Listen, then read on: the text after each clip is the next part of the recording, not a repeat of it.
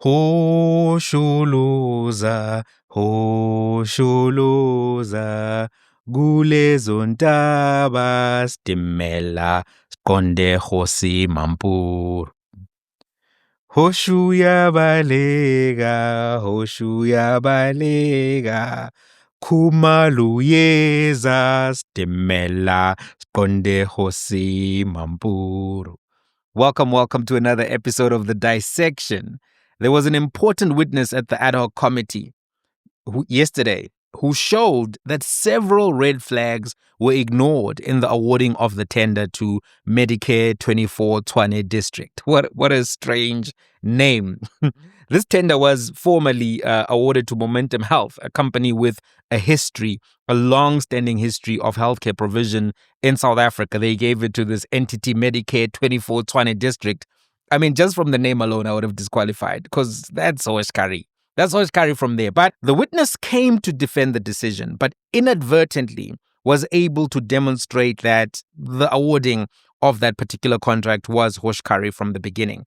The leading of evidence showed that no amount of twang and English could correct what was an irrational and an unlawful decision. So the witness who was testifying yesterday is General Fani. He's the man who's responsible for procurement at the South African Police Service. He is an engineer, is a very smart guy. He went into the procurement space, worked in various entities, and in 2022, he ended up at the South African Police Service. The man is well-spoken. He's a classy guy with the pinstripe suit, but I picked up a red flag from his testimony and his presentation. The red flag is that he is a jargon ninja. There are people in management spaces, in corporate spaces, in various spaces who use industry jargon too much industry jargon. And sometimes the aim is to confuse, sometimes the aim is to misdirect, sometimes the aim is to be authoritative. But whenever people start using abbreviations too much, jargon too much, I'm always skeptical of those people because those people often are part of the problems in the organization. They use jargon to cover up that they have got nothing meaningful to contribute to the meeting. Sometimes they use jargon to obfuscate that they haven't been doing any meaningful work. All of those things I've observed in my own space. So when I heard this slick, polished man speaking, I was like, it's giving jargon. It's giving a jargon ninja. But the tender that we're talking about was the health risk services contract, which was given. And this contract is for screening of new health employees, screening of existing employees, for ill health terminations or medically unfit terminations of police officers. And as such, it's an important tender. It's a very important tender because it helps the police know that the people coming into the force are at the right level of health and that the people who are living or who are medically unfit can then be discharged from the police force or service rather. Now, think about the people who are bidding for this. Hangwani Maumela, Mr. Blue Oshkari. What does he know about this thing? You've got, and I say Hangwani Maumela was bidding, you'll understand later why I'm saying that. You've got Vusi Matlala Wetsamanyala. These guys, what training do they have for this? They didn't even have the equipment. They didn't have the buildings. They didn't have the medical training to run any of this. You know, Vusi Matlala is a healthy guy, and we know he's been running from the police for years. That's why they call him Cat, because he slips through them, 9 lives, whatever. He's been running from the police for years. He's an athletic guy for his age. And if he thinks that because he's been running and he's healthy, that qualifies him to then be in the health services space for the police. I mean, what is the basis for these people having the audacity to chase this particular tender above all other tenders? You know, just because you've been running from the police for years, it doesn't mean that you're now qualified to coach running to Akani Simbide. Just because you're healthy doesn't mean that now you can coach the South African track team. What was interesting to note and to point out for you guys to know is that they were warned in advance that there was an issue with this supplier. They were warned that there was Hoshirium Pentium Pro Max affecting this particular conduct, this particular supplier. And they still went ahead and awarded that. I'm going to play you a clip where you're going to see the central seminal exchange from yesterday, which shows you that General Fani Masemola did what he could to alert them about this. The interventions that were necessary were not taken. And I'm going to tell you what I think about why it happened the way it happened, that General Masemola alerted them about this tender in advance and let them know what was going on and kept the paperwork. I'm going to tell you some of my thoughts about that as well. But let's watch the clip. 22 bids were received. Yes. One of the bids that was received was from Medicare 24 Tshwane District, which is the company that was essentially owned by Mr. Madlala. Correct. Correct. Can you then continue? On the 29th of April of 2024, the bid evaluation committee, having conducted its evaluation process, then prepared a report recommending the appointment of Medicare 24 Tshwane District on May of 2024. So the bid evaluation committee sat and then prepared its report. We are going to go and have a look at the report a little later. But ultimately, following an evaluation process, the bid evaluation committee essentially then recommended to the bid adjudication committee that Medicare 24 Tshwane District must be appointed. Yes. Okay. And so you can take it now from May 2024. May 2024, I believe that the chairperson of the committee, this committee, wrote to the National Commissioner prior to May 2024. The dates I don't have, but it should be there in the response by the National Commissioner. Okay. Where the National Commissioner was asked as to whether Mr. Sunil Belucham, if I'm pronouncing it correctly, apologies if I'm not, from IDEC, had contacted him, asking him about the issues of Medicare 24 Tshwane. The National Commissioner then contacted a functionary or an official in supply chain. The context to this request for information that's at MF6 is that when the National Commissioner gave evidence, he indicated that when the tender was being adjudicated, that he received a call from a member from IDAC warning that there was a company called that was linked to Mr. Madlala that was bidding for the contract. And so what is at Annexure MF6 is the further responses from the National Commissioner following his engagement with the evidence leaders. And just to recap, the responses from the National Commissioner says that he was contacted by a gentleman from IDAC called Mr. Sunil Belucham in and around May 2024. So just in terms of the timeline we're talking about, this is after the bid evaluation committee has completed the evaluation, but before the bid adjudication committee awards the contract, makes the final award. Correct.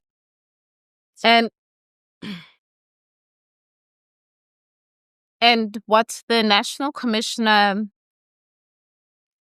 indicated was that this gentleman from IDAC had raised concerns that there was Medicare 24 Tshwane did not have a valid tax clearance certificate and had been blacklisted, and that it seemed to have been linked to an entity that was linked, or a person that was involved in Tembisa Hospital.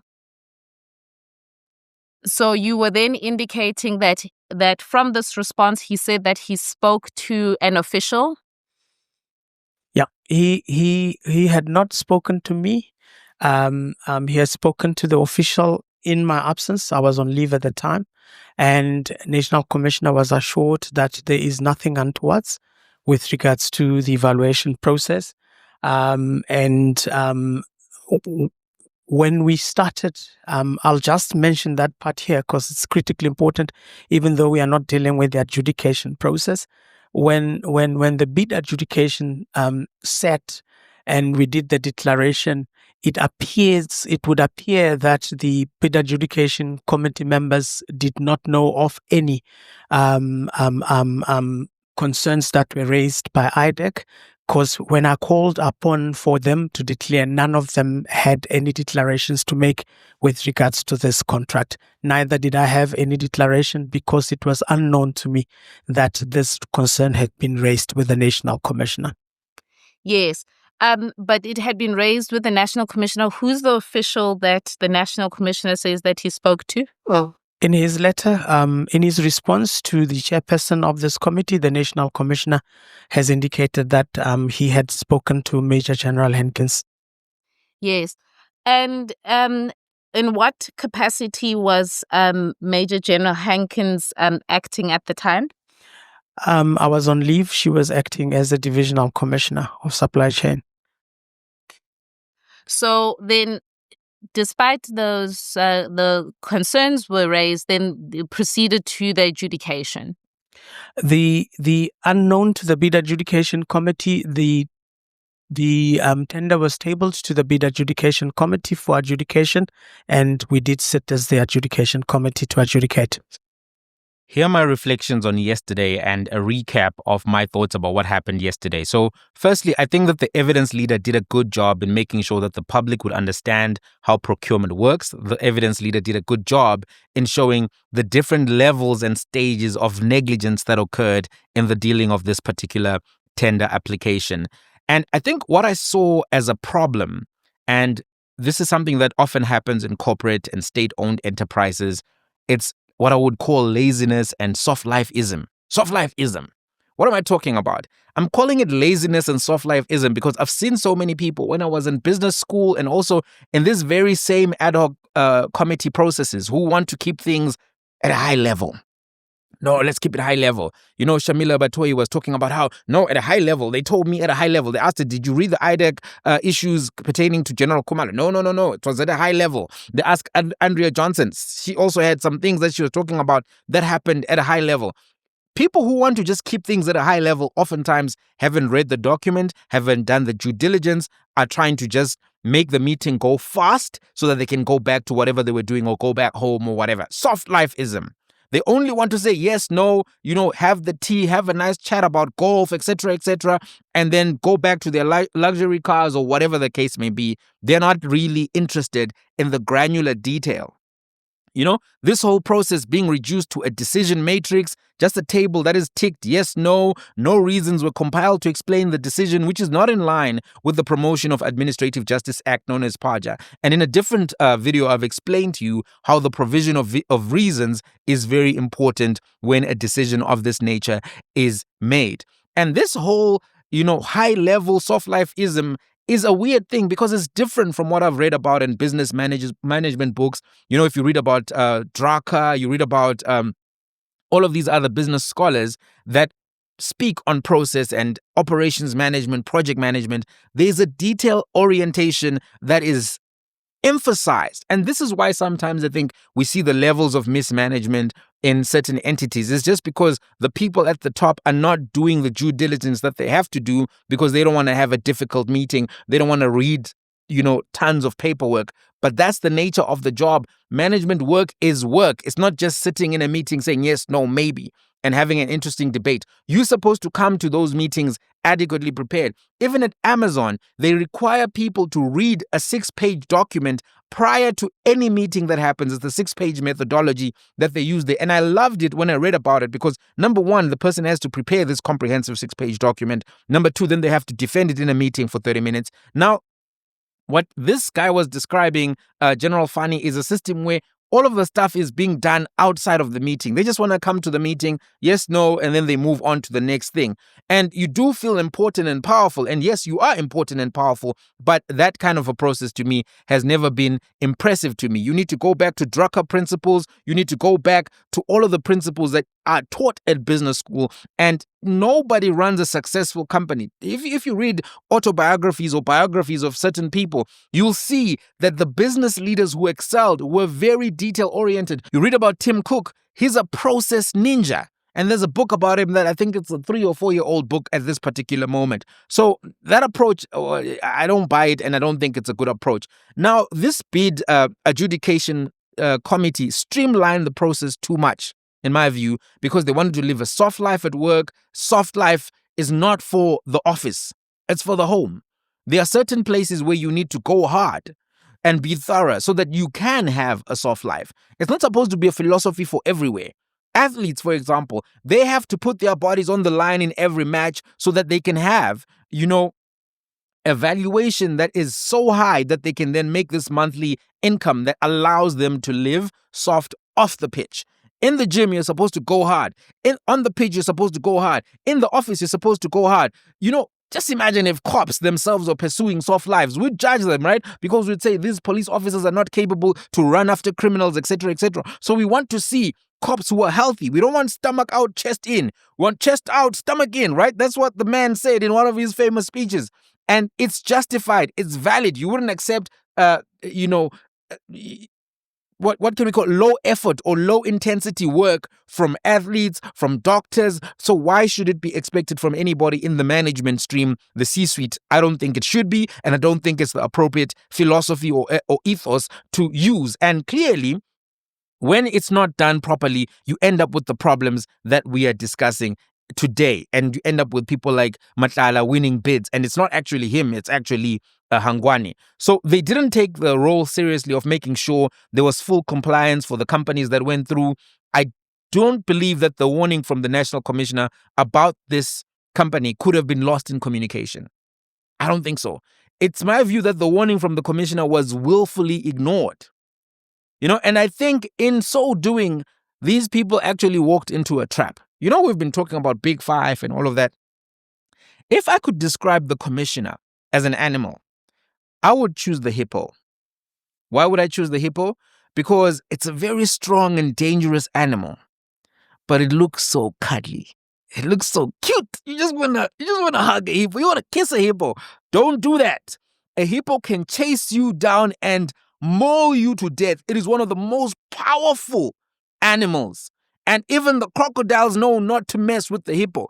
So if you see an animal that is chilling with crocodiles and nobody is messing with it, why would you think that animal is weak? So this is not about his physique or anything like that. I'm just giving you as a metaphor. So I think they walked into a trap because the Commissioner is always so chill, so accommodating, so laid back, that I think people actually think that that's how his mind operates. That's how he got to be a top cop. No, he's actually someone who's detail-oriented. Other people, I think, judge him because he doesn't speak this type of general funny English, with perfect elocution, perfect diction, etc., etc. That's not important for the work of policing, actually. It's not essential to that. So some people then use these preconceptions and prejudices to make an assessment on him. Don't judge a book by its cover. He let them know and called and sent correspondence telling them there's issues with this thing, and he outlined the issues well in advance. They awarded the tender. He steps back. All of a sudden, the information now is getting into the media. Of course, there are sources who go to the media and then give the media the corroboration, the information that they need. I think that he was already aware about the full extent of this particular grouping and what they were up to. And he led them into the trap. They approved the tender in June, and then the ball starts rolling. And in December, when they start trying to roll back and do damage control, because I think that the December meeting, which the minister has been relying on, and Brown and Sibia and others saying, no, but the minister is the one who said cancel the tender. I don't think that's a valid thing. We now know that the person who actually said don't award the tender is General Fani Masemola. By the way, I think General Fani Masemola has this approach because he recognizes how many police commissioners have been removed by all of these entities we've been hearing about, who've been effecting the removal, the temporary stay in office. And we saw there was a table that was compiled at some point saying this one only was there for 2 years, this one was there for this amount of time, this one was there for this amount of time. He didn't want to be part of that. So he takes the job on, knowing that this is a dangerous job, but he doesn't want to be threatening to the people who gave him the job. So he's very chilled, he's very laid back. And I think even when he gave them this warning, the people that he warned were thinking, it's just a laid back thing. Kanti, the trap was in effect. It's my theory. I don't know if you believe it or not, because by November already, the dominoes are already falling, right? They're coming for a lot of these people. 6th of December, they raid, Vusi Matlala's house. He knows that these things are going the wrong direction. I think that the commissioner was fully aware they would go ahead with the tender, that it would be an issue that unravels the syndicate. And I think also he probably was so offended that this guy, Vusi Matlala and Hangwani, think about Vusi, the audacity of a man with multiple cases withdrawn, prior convictions, to want to actually steal from the police themselves. That is another level of delela.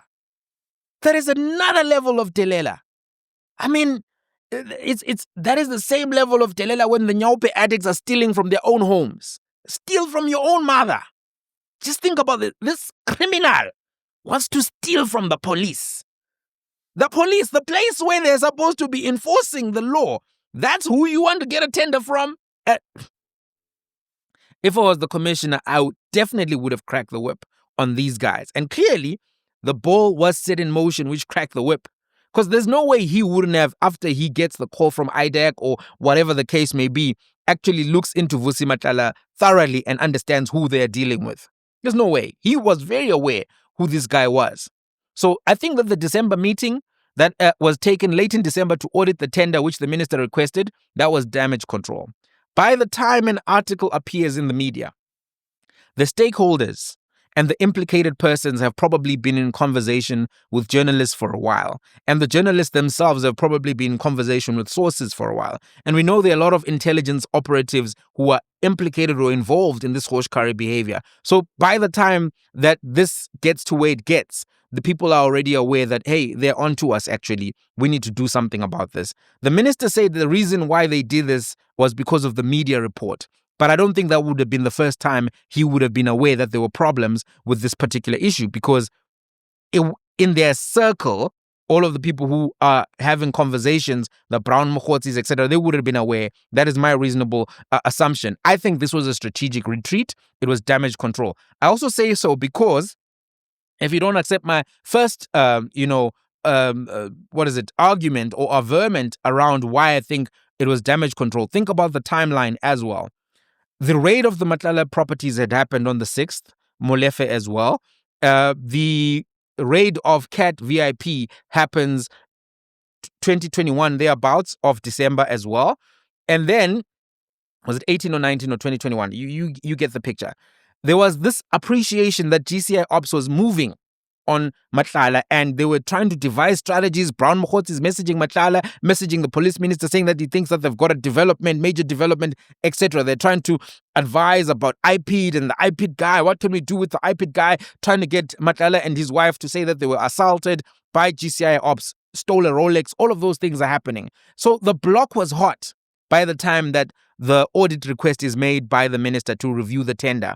And I don't think it was because there was genuinely no, this tender is wrong, etc. Because Masemola had already said that the tender was not supposed to be awarded and people should look into it. The fatal items process also was moving relatively early because IDEC started investigating General Kumalo on the 6th of December. They got that complaint sometime in November. So it looks like there was an appreciation that the block was hot. That's what it looks like to me. So when you take it into its totality, I think that we can't think that the minister or conclude that the minister was just doing this because, because he was really aggrieved by the tender. Now, there's a bigger picture that is emerging that I think is important to talk about. And that bigger picture is that this Medicare 24 tender and other tenders, the Northwest one, etc., they're not Vusi Matlala tenders. There are Maumela Syndicate tenders. The Maumela Syndicate is heavily focused in the healthcare space. One, we know that Mboneni Maumela, his mother, worked at the Limpopo Department of Health for 20 years. And she spent a lot of time in senior management.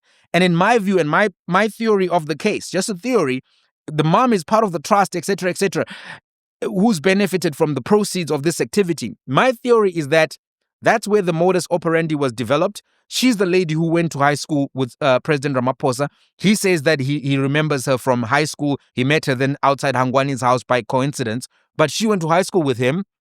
Hangwani's aunt, as we know, was previously married to President Ramaphosa, and he is the nephew, although through marriage, and Ramaphosa says he doesn't remember him. I don't know if Andile has any interactions with him. They're first cousins. But in any event, I think that the mother is the Hosh Caridon of the Maumela Syndicate. She has the experience. She would have been able to teach her son. I think he is just the managing director of that particular end of the syndicate. Right now, I did an organogram yesterday. I'm just going to show it to you quickly here. You can go over it, right?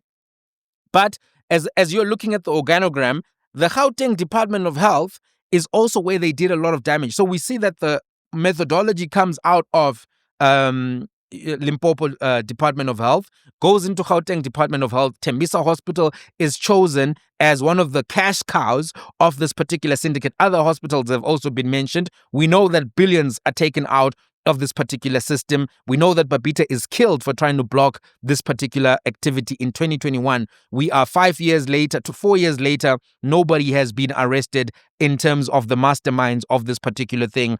Everyone is free, even though the assets have been seized. Only the hitmen themselves have been, but the leaders of the operation have not yet been arrested. We also know that they were operating in Northwest, or rather they were trying to expand to Northwest Province where Brown Mokgotsi is from. We know that they were fighting for a tender through the Brown Mokgotsi Foundation in 2023, trying to block it. We know that from the evidence that came out of the commission. We know from the information shared by Advocate Chaskalson that Hangwani was the key player actually in the litigation.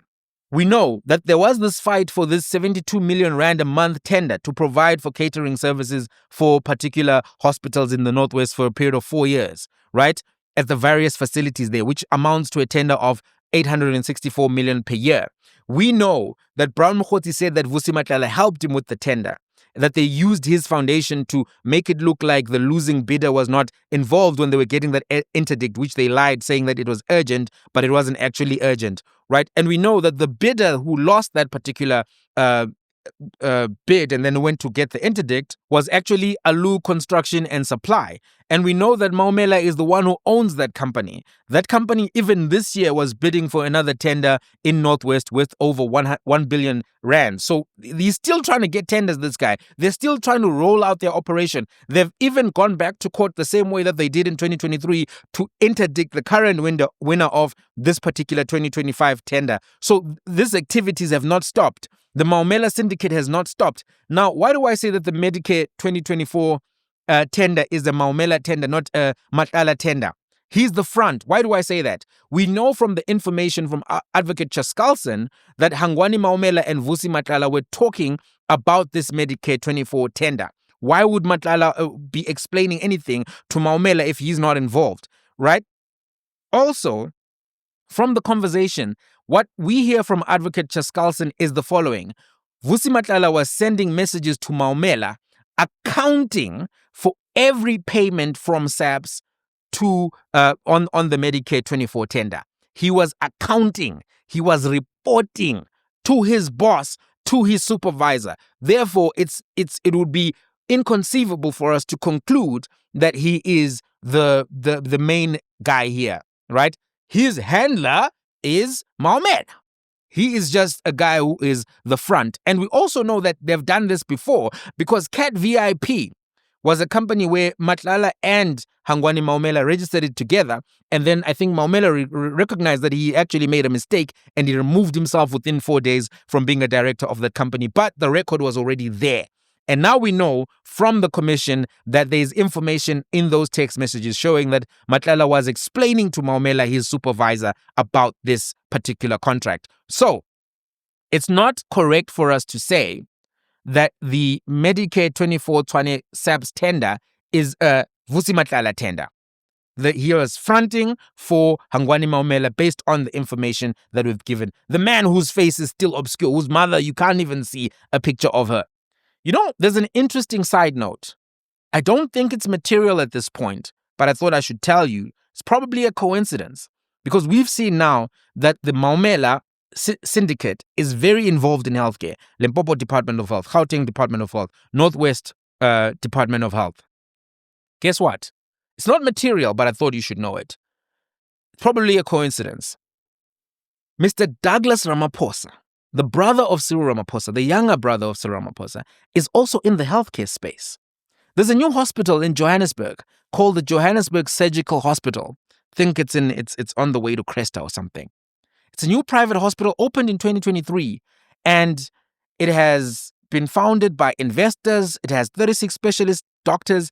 It's positioned as a state-of-the-art facility with advanced surgical and rehabilitative care to reduce the need for South Africans to seek treatment abroad. Why would South Africans be seeking treatment abroad? Because the hospitals have been looted and they are of inferior quality because the hospitals have been looted.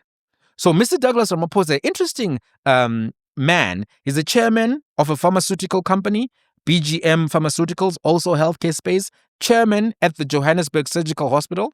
Fascinating coincidence, right?